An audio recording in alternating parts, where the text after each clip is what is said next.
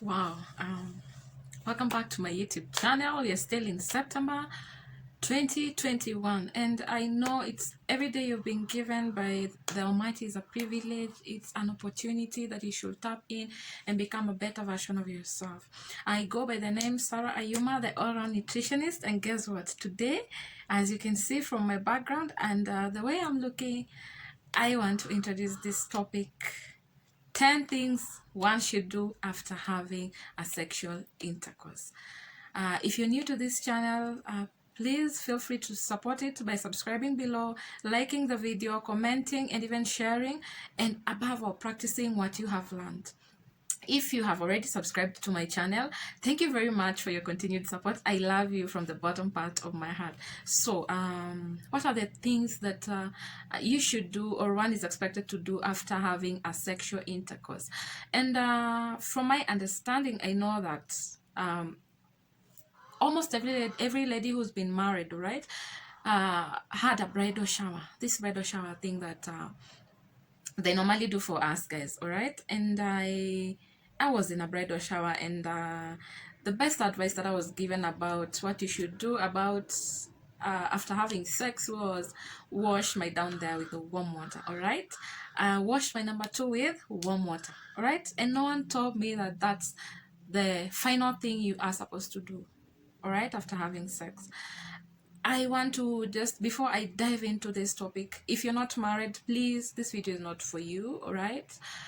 This video is not for you, and it's not for you because you're either supposed to be investing in your career or your education or doing something that is beneficial for you, something that will build you as a person, and not, trying to procreate. You're supposed to be procreating. So, and if you're not married and anyone, maybe you meet a guy who tells you he needs to test drive you, just tell him that the only test drive you're gonna do is visiting a gynecologist and giving him the results of your body. And he should do the same by visiting a doctor, all right, a specialist in men issues, all right, getting checked, making sure that everything is functioning properly before you get married, all right? That's the only thing that you can do before you get married. So don't indulge in sexual intercourse before you get married. Sex is for the married, and God was not stupid to specify that, all right? There are three main times that maybe married people might be having sex. Of course, any other time that they want to have sex, they have the freedom and whatever, they've signed a paper for it, so they deserve whatever they get, all right? Whatever they want to do, they can do it. But there are three main times that married people find themselves having sex, and this is morning hours, right, and then evening hours. Let's say your husband or wife is working, so chances are during the day you'll not meet up or have sexual intercourse. So in the morning, you don't have to do this because I believe you'll have sex before you shower, all right? And in the evening, I believe you'll have sex after you showered from your work. So what normally happens is after the evening sexual intercourse, like everyone is tired, everyone just falls back, and sleeps. And that is the drastic mistake people do, all right? Because number one thing that you should do after having sex, if you've used a condom, if it's your husband who's used a condom, he should remove it when you're still lying down, all right? So that things don't go into your number 2, your VJJ, okay? And he should remove that condom when you're still lying down, or he should make sure that the condom has not slid into your VJJ and it's kubaki huko ndani. If you're using a female condom, that one, it's a guarantee that you have to remove it when you're lying on your back so that you can be able to pull it outside correctly, all right? After that, I believe that you should have maybe made your bed, added a towel beneath, after your beddings, after your sheets, your beddings. You can just spread a towel so that no messes go on your beddings, all right? Otherwise, you'll keep washing and changing your beddings just because of, your sheets being starched by whatever your husband is removing, all right? Or even the fluids that come out of as a result of you guys having sexual intercourse. So after removing a condom, try and just wipe or pat, all right, your private part with a clean towel, all right, or even the one that you had spread on the bed, whatever. Just pat it with a clean towel so that no messes are on you or on your beddings. Make sure that no messes are on you or on your beddings. The number 3 thing that you should do is go to a washroom, all right? Go to a washroom, sit on a toilet, sit and just relax, relax, and make sure that you pee, all right? What is the importance of peeing after having sex? If there are any infections that have, that your VJJ has been infected with, then the pee will try and clear your tract. Okay. So after every sexual intercourse, just sit on a toilet seat, pee, observe the fluids coming out of you. The fluids should be clear. All right, not they shouldn't have any color, they shouldn't have any awful smell. If they have any color or any awful smell, then you should see a doctor, you should see a gynecologist, all right, because it might lead to yeast infections, you never know, all right? And the fluids include you as a woman, the fluids that you remove or you that come out of your system, that come out of your number 2 of your VJJ, and the fluids that maybe your husband has removed. They should not have any awful smell, and they should be colorless, and they should be slippery, right? Not mucus, not lumpy. Anything lumpy, go see a doctor. Anything mucus like, go see a doctor. You see, if you recognize these things early, it's easier for you to treat infections before they even show up, and I was listening to another gynecologist was saying, especially for ladies, you will not know these things until you start itching down there, so it's good to observe after sex, after sexual it doesn't matter if it's your husband or wife, it's your responsibility to do these things and take care of you, all right? So that if there's any issue, then both of you can go to a doctor and get checked and get treated, all right? And these infections don't necessarily have to come from your partner having another partner for sexual intercourse. No, they can come from dirty toilets they've used at work, any other thing that can bring infections down there. So if you realize that the fluids that are coming out of your VJJ are not clear and they are smelling awful, they have lumps, or the texture should be mucus like, all right?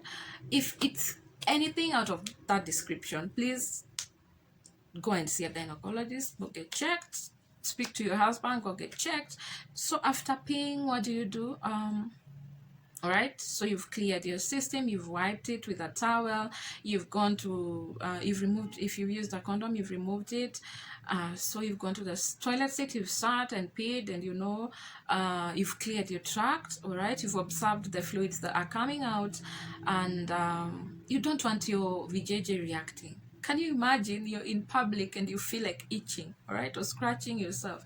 What will you do? So it's just good to take good care of yourself and do these very small steps that maybe will help, in one way or the other. So after sitting on your toilet seat and you've peed, just because you've showered before they have the sexual intercourse, I'd advocate that after peeing, you wipe yourself with a wipe first, clean down like wipe every area, every angle with a wipe that is pH friendly, and then after that, wash your vagina. Okay, wash it, your the outside bit of it, because the inside always washes itself, it always cleans itself, so you don't need to do anything in there apart from peeing and removing anything that is in there. So after you've peed, take some water. And this is why I said that the advices we normally receive from a bridal shower is uko mwisho mwisho. That is the last thing you're supposed to do, right? Take some water, wash around your private area, wash it thoroughly, so that you don't also want to sleep with dirtiness, with filth down there. No, wash it properly, so that when you're going to bed, then you're going to bed a clean person. And above all, take some water. Why am I insisting on this? You know, some ladies have a problem with dryness just because they don't hydrate properly, all right? And once you take this water, you and your partner, you both take water because you've lost a lot of fluid. I mean, you've been exercising. That is enough exercise for the day, right? So the water just rejuvenates your system, refreshes it, cleans it, hydrates it, all right? Have some water after sex. Take some water. Take some water, take some water, take some water. I cannot insist enough on this point. Take some water, take some water, take some water, all right? Take water. You see, the water that you're taking will not only hydrate the rest of your body, but also your number two. It will hydrate your VJJ, it will hydrate everything. You will not feel, you will not, it will clean it, it will clear it. You know, anything that you want to have a positive effect down there, you can just take it through your mouth. All right, I remember sharing that in my previous video, and I believe that it works very magically when you do that.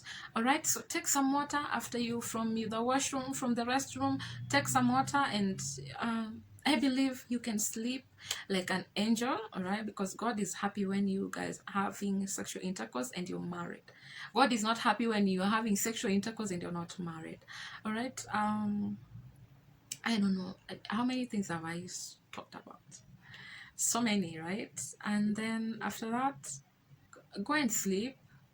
Go and sleep.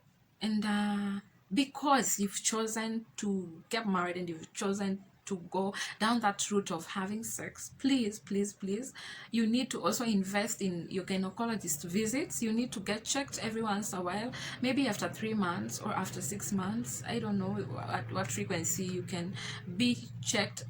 Just make sure you check yourself via a professional. All right, because you don't want things reacting down there and you don't know what's happening. By the way, it can be very frustrating. So just, and this is why I always tell people, if you are between, I hear people are having sex from the age of 12 years. If you're between 12 years to 30 years, please relax.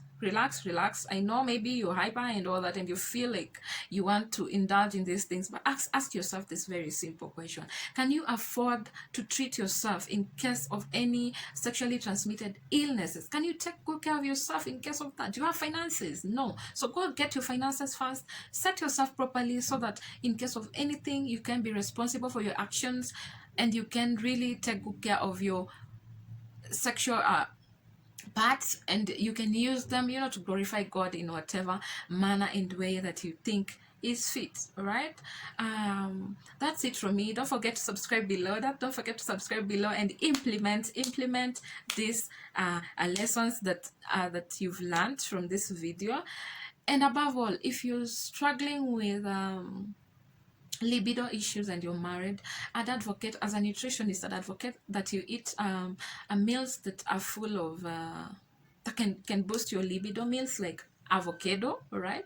You can involve an avocado in your meal.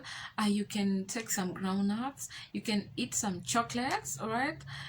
You can eat, just go online and, you know, there are very many meals that can help you naturally to attain your libido back. If you're having issues with dryness, please hydrate yourself. Take a lot of water, at least 8 glasses of water every day, a minimum of 8 glasses of water every day. Or you can check your weight. All right, this is the most how can I call it? You can check your weight. Just go and measure your weight and then just divide it by 3. For example, if you're 60 kilograms, divide 60 kilograms by 3, you get what? By 30, sorry. You get 2 liters, all right? You get 2 liters of water. So your body needs 2 liters of water to hydrate itself, to cleanse itself, to be, you know, to make your VJJ, you know, function properly and be, how is it called? Yani, you see when, let it not be dry. Don't allow your VJJ to be dry at any point, because you're going to bruise it, all right? And once you bruise it, then you give room to many other infections, many other bacteria to penetrate, all right? So again, I want to talk against douching. Don't douch, don't insert things there. You know, the thing I've come to realize is that if you don't do these things that I've said, that I've talked about after having sex, then you find your VJJ is smelling bad, is dirty, because you know that is accumulating down there, right?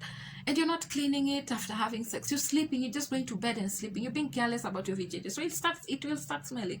And then what will you do? You start thinking, oh, do what? And the thing is, you just were not conscious enough to be clean, all right, after sex. You're not conscious enough to be clean after sex. And that's why your VJJ is smelling. So people will start telling you, oh, go buy what garlic, come put it in there, it will cleanse itself. Go and do what, go do what. Me, I don't insert anything in your vaginal tract, all right? It knows how to clean itself. It was created to clean itself. So don't insert anything in your vaginal tract, all right? Just make sure that after you're having sexual intercourse, you're doing this cleaning thing. Wipe it, dry it, pee, clean it, wipe it with a wipe, wash it, and then hydrate it and go to sleep. That's all you can do. That's the best you can do, because if you start introducing things down there, then my dear, you're going to start having UTIs, all right? UTIs that you do not know where they're coming from, because anything that you introduce down there in the name of douching, all right, will bring up a pH imbalance, and you do not want to start having pH imbalances down there, all right? So just make sure you clean yourself properly after having sexual intercourse, especially after your night sexual intercourse, because after your morning sexual intercourse, chances are you're going to shower and you're going to go out, and indulge in various activities or errands for the day. But after your night sexual intercourse, that's where many people go wrong, and they forget to do what is right, and they suffer the consequences of forgetting to do that which is right. They just najua mtu analala tu haujajisafisha, and please also make sure that your toilets are clean. I'm going to do a video on toilet cleaning very soon. I'm planning my schedule, all right? And make sure your toilet is clean. Make sure any toilet seat that you use, even at workplaces, make sure you clean it. You protect yourself from these bacteria that are found in dirty toilets. So clean your toilet very well, and clean yourself after sex, and you will never have to suffer